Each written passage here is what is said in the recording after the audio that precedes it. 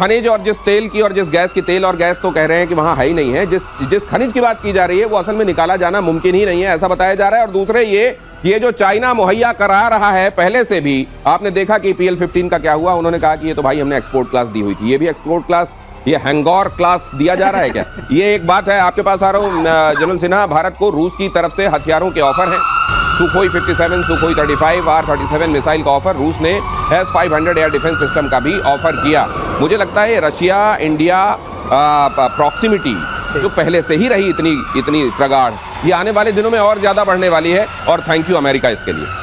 Thank you America को तो बोलना होगा, थैंक यू पुतिन इसलिए बोलना होगा, 3.5 साल में जो हथियारों ने अपना प्रदर्शन किया है, ये हम प्रदर्शन ऐसे नहीं ले रहे हैं। जो F-35 ने प्रदर्शन किया, जो F-57 ने प्रदर्शन किया, Su-35 जो हम लेना चाह रहे हैं, क्योंकि वो मार्क यू है। देखिए हमारे में MKI है, MKU है, उसके अलावा पंसी एयर डिफेंस S-500, ये छोटी मोटी नहीं है। Army, navy, air force and space में सारी चीजें, और उनके प्रदर्शन, ये नहीं कि हम जस्ट हमारा डिपेंडेंसी हो गया उन पे, ये और हम ज्वाइंटली कर रहे हैं। Su-57 इंडिया में बनाया जाएगा, जो उसको एक्सेस कोड होती है वो इंडिया आ रही है, ट्रांसफर और टेक्नोलॉजी की नहीं, उसकी अस्त्रा हमारी मिसाइल सिस्टम है जो एयर टू एयर मिसाइल है, उस पर लगेगी इंडिया की मिसाइल। तो ये इतनी बड़ी चीज, उसकी प्रोडक्शन इंडिया में होने वाली है, ये सबसे बड़ी चीज है। प्लीज भाई बिल्कुल सही बोला, इस बात को मैं एम्पलीफाई करना चाहता हूँ। जब आप कोई प्लेटफॉर्म खरीदते हैं, नॉर्मली आपकी जिम्मेदारी बन जाती है कि उसी देश के आप मिसाइल्स खरीदें, रॉकेट्स खरीदें, गन्स खरीदें, तो उससे क्या होता है, लगातार खर्चा होता रहता है, वो हमारे दर्शक समझ सकते हैं। लेकिन ये जो Su-57 है, जो रशियन प्लेटफॉर्म आ रहा है, अगर हम इसका हमारा पास सोर्स कोड रहा तो हम अपनी बनाई हुई मिसाइल उसमें लगा सकते हैं। और जहाँ तक R-37 आपने दिखाया, इसके बारे में एक दो बात कहना चाहूँगा। और जो S-500 हाइपरसोनिक मिसाइल्स को इंगेज कर सकता है। S-500 जो है आपके स्टेल्थ एयरक्राफ्ट को इंगेज कर सकता है, लाइक F-35। और जो हमारा R-37 है, ये 400 किलोमीटर तक का एयर टू एयर वाला है PVR। तो ये जो 400 किलोमीटर बहुत होता है। ये जो भारत की और रशिया की, पूरा पाकिस्तान कवर करेगा। ये भारत और रशिया की जय वीरू वाली जो दोस्ती है, इस फिल्म में गब्बर कौन है जरा वो भी मैं आपसे समझूंगा। लेकिन जरा ये खबर देख लीजिए, ईरान इजराइल में फिर से छिड़ सकता है युद्ध, इजराइल में एयर डिफेंस सिस्टम का प्रोडक्शन बढ़ाने पर जोर, ईरान यमन कर सकते हैं इजराइल पर हमला। अब ये खबर भी जरा देख लीजिए, एक दूसरे वॉर फ्रंट से आपको बता रहा हूं, ईरान और इजराइल में युद्ध फिर से छिड़ सकता है। इजराइल में एयर डिफेंस सिस्टम का प्रोडक्शन बढ़ाने पर जोर इस समय दिखाई दे रहा है। ईरान यमन कर सकते हैं इजराइल पर हमला। इजराइल अपने शत्रुबोध को लेकर बहुत स्पष्ट है, उसको बहुत स्पष्ट मालूम है कि मेरे दुश्मन कौन कौन है, और उसको ये भी बहुत अच्छे से मालूम है कि ये उसके लिए अस्तित्व की लड़ाई है। तो इसलिए ये बड़ा आसान हो जाता है जब आप गफलत में नहीं रहते, जब आपके पास क्लैरिटी होती है अपने दुश्मन को लेकर और आपको क्या करना है इसको लेकर, और ये कितनी बड़ी थ्रेट है इसको लेकर, तो फिर गफलत नहीं होती। और कम से कम इजराइल के मामले में ये साफ है कि उसको गफलत रखता नहीं है। ये ठीक है कि उसको कुछ चीजें इस बार के युद्ध में पता चली जो उसको और बेहतर करना है, और वो उसको उस तरफ फाइन ट्यूनिंग में लग गया है। अब ये ट्रंप महोदय क्या उधर भी कुछ नोबेल के लिए करने जाएंगे? देखिए, नोबेल पीस प्राइज ट्रंप लेके रहेंगे, ये मैं आपके चैनल से बड़ी रिस्पॉन्सिबिलिटी के साथ कह रहा हूँ। क्योंकि अब उन्होंने अगर ये वाला करा दिया, उनका बेसिक इशू है, अगर वो यूक्रेन और रशिया के वॉर को थमा देते हैं, पीस करा देते हैं, जिसमें कि पुतिन मानने वाले नहीं है, जैसा कि जनरल सिन्हा ने भी कहा, जब मतलब ये सब डॉनबैस मिलेगा नहीं। ये सब तो फ्रिंज है, आप ये कह रहे हैं? ये फ्रिंज है, ये फ्रिंज है, ये चलता रहेगा। क्योंकि इजराइल की हालत ये हमेशा से रही है कि मारता 10 है, गिनता 1 है, तो ये तो मारेगा ही मारेगा। हूती को उन्होंने अभी भी खबर आई है ऑलमोस्ट तबाह कर दिया है, उनके सारे जो इंफ्रास्ट्रक्चर है उस पर लगातार वार हो रहा है। ईरान में 50 विस्फोट हो चुके हैं, कहाँ हुए, क्यों हुए, किसी को पता नहीं। ये क्यों हो रहा है सर? ये एक होता जा रहा है, तो इसको आप कॉन्फिडेंट मानिए। मुझे एक चीज और लगती है, जनरल सिन्हा शायद बता पाए। जनरल सिन्हा, मुझे ये लगता है कि बाकी वॉर फ्रंट्स पर शांति के लिए ट्रंप एक नोबेल ले सकते हैं और इजराइल ईरान वाले में मल्टीपल नोबेल ले सकते हैं कि देखो इस दिन भी शांति कराई थी, फिर उसके 1.5 महीने बाद फिर से शांति कराई थी, और उसके बाद फिर से शांति कराई थी, तो यहाँ मल्टीपल नोबेल है, ऐसा भी हो सकता है। जो इन्होंने मिडनाइट हैमर चलाया था ना, एक बार आए, हमने फर्दों में मार दिया और शांति ला दी जी, क्योंकि उन्होंने 10 दिन से लड़ रहे थे जी। जो उन्होंने ये लगाया था ना, राइजिंग लायन नाम दिया था, ऑपरेशन राइजिंग लायन, और वो जून में शुरू किया था। तो बोला शांति हो गया, ठीक है, फिर से बात करो, हमारे को कुछ तेल उल के खजाने दे दो, फिर हम बातचीत कर देंगे। विटकॉफ वहां भी जाते हैं और मांग वही है कि हमारे जो यूरेनियम के खदान है वहाँ पर हमारी एंट्री दे दो, और जहाँ तेल की है पर्शियन गल्फ में हमको एंट्री दे दो, सब चीज़ सही हो जाएगी।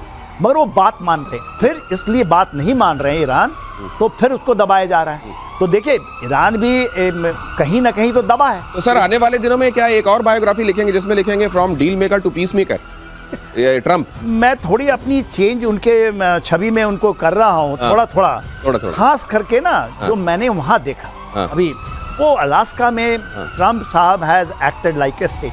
ये आप there he was he acted देखिए मैं उनको पूरा point, he is a chap who ना जो कि आदमी 5 मिनट तक कंसंट्रेट नहीं कर सकता। वो पुतिन साहब को 8 मिनट तो वहां सुनते रहे। मुझको लगता है इसके लिए आपको पुतिन साहब को क्रेडिट देना चाहिए। पूरा क्रेडिट है। उन्होंने ऐसा दबाया, इन्होंने बोला ना गाड़ी में पहले जाके बैठ गए, उनको एक साथ नहीं ट्रैवल करना, पहले बोल दिया देखो या तो आप देख लो 7 घंटे की। तो अगर एक ऐसा बच्चा जो कभी क्लास में शांत नहीं बैठता, वो अचानक किसी टीचर की क्लास में अगर शांत बैठ जाए तो फिर उसमें क्रेडिट उस बच्चे को नहीं उस टीचर को जाना चाहिए। और मुझे लगता है पुतिन का करिश्मा यहाँ पर काम करके गया। अगली एक फन फैक्ट जोड़ना चाहता हूँ। आप देखिए सारे देश जो हैं प्रोफेशनल डिप्लोमेट लेके हर जगह पीस कराते हैं, हर जगह शांति कराते हैं। वो स्टीव विटकॉफ उनके गोल्फ बडी हैं, और दूसरा वो एक इंडस्ट्रियलिस्ट हैं, वो तो है ही नहीं है प्रोफेशनल डिप्लोमेट। अब आप देखिए आपने ऐसा इतने बड़ी super power, the only super power of the world is having a businessman dealing around, तो आप बिजनेस डील ही देखिए। मेरे को तो एक फिल्म है अपने यहाँ बनी हुई, उसका एक डायलॉग याद आ रहा है, मेरे मन को भाया मैंने विटकॉफ को काम पे लगाया। अब इसमें आप क्या कर सकते हैं? अगली खबर देखिए, हूतियों पर इजराइल ने की बमों की बारिश, हमले में सना का बिजली संयंत्र तबाह। इजराइल ने मिसाइल बोट से किया अटैक। इजराइल ने मिसाइल बोट से अटैक किया। हूतियों को भी इधर लेसन सिखाने में इजराइल लगा हुआ है। इतने सारे एडवर्सरीज, इतने सारे दुश्मन, एक इजराइल, लेकिन सबसे क्या खूब लड़ता है इजराइल।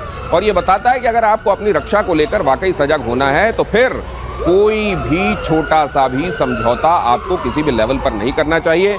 थ्रेट जब तक उधर से सिर उठाए तब तक आपको इधर से बारिश कर देना चाहिए और थ्रेट के सिर को कुचल देना चाहिए। हूतियों पर इजराइल के बमों की बारिश, यही तस्वीर आप यहाँ पर देख रहे हैं। ये मुझे लगता है सर कि एग्जिस्टेंस का अगर मामला हो और आपको कल्चर, अपनी संस्कृति को, अपने रेस को बचाना हो, तो इजराइल आपके सामने एक केस स्टडी है। इजराइल केस स्टडी नहीं है, Israel is the best example कि आप इतने छोटे होकर के, लेकिन अगर आप अपनी एग्जिस्टेंशियल क्राइसिस को कैसे अपने सामर्थ्य में बदल सकते हैं, ये इसमें तो कोई शक नहीं है कि इजराइल को आप there is no other country in the world so small, so distinct but so compact and so powerful। तो ये एक लेसन है, लेकिन क्या दुनिया के बाकी जगहों पर ये लेसन, और लेसन कहते हैं कि बहुत सारी चीज़ों पर डिपेंड करता है, आपकी अपनी परिस्थितियां अलग होती हैं, क्या वो लेसन एज इट इज़ आप लेकर इंप्लीमेंट कर सकते हैं, एक दूसरा सवाल है। लेकिन ईरान के ऑयल डिपो पर फिर लगी संदिग्ध आग, जिसका जिक्र अभी कर रहे थे मार्शल श्रीवास्तव। बड़े धमाके के बाद लगी डिपो में आग, कई किलोमीटर दूर तक फैला धुआं। ये क्या मोसाद कर रहा है सर? ये इन्हीं के लोग कर रहे हैं? ये अपने आप ये एक्सीडेंट्स हो जा रहे हैं? क्या है सर ये? देखिए ये तो कर तो रहा है कोई अदृश्य हाथी, मैं मोसाद का नाम ना लूँ तो कर रहा है, आप समझ जाइए। मगर हो तो रहा है, क्योंकि देखिए जहाँ से ये हुआ है 2 जगह हुआ है। एक तो ऑयल उनका वेयर हाउस था जो तेहरान में है, जो ये वाला है वहाँ पर 95% ऑयल निकलता है, वो आपके पर्शियन गल्फ के मुहाने पे जी वहाँ हुई है। और वो कहते हैं कि बिकॉज ऑफ ओल्ड। तो सर अब दो तरह के पीस प्राइसेस आया करेंगे, ओवर्ट ऑपरेशंस में और कोवर्ट ऑपरेशंस वाले, 2 तरह के पीस प्राइसेस। तो देखो मैंने युद्ध तो रुकवा दिया था, तुम लोग लड़ रहे थे, लेकिन इस तरह के रुकवाने के मैं अलग से लेता हूँ। वो तो वो महारत है उनको। कोवर्ट ऑपरेशंस अमेरिका जो करता है, चाहे आप उसको कोवर्ट कर लीजिए चाहे उसकी महारत है। पीस तो कई तरह से आती है। पीस तो एक तो आपको अपने बॉर्डर पर शांति चाहिए, आप मिसाइल और एक दूसरे के ऊपर फाइटर जेट्स ना छोड़ दें, ये वाली शांति चाहिए, उसका नोबेल अलग से। और ये वाला जो कोवर्ट ऑपरेशंस वाला, इसके अलग से नहीं, दो हैं। उसमें एक है डील वाला कोवर्ट के लिए, एक डील और एक नोबेल पीस प्राइज वाला जो दिखता हो। अच्छा, जो दिखता हो। और ईरान और रूस में सीक्रेट डील की खबर से अमेरिका में हड़कंप है। मॉस्को तेहरान के बीच गुप्त रक्षा सौदों से बढ़ा तनाव। खबर है कि ईरान ने S-400 का टेस्ट भी किया है। ये टेस्ट इस्फहान शहर के पास किया गया है, और ये वही इलाका है जहां इजरायली एयरफोर्स ने जून में युद्ध के दौरान S-300 एयर डिफेंस सिस्टम को तबाह कर दिया था।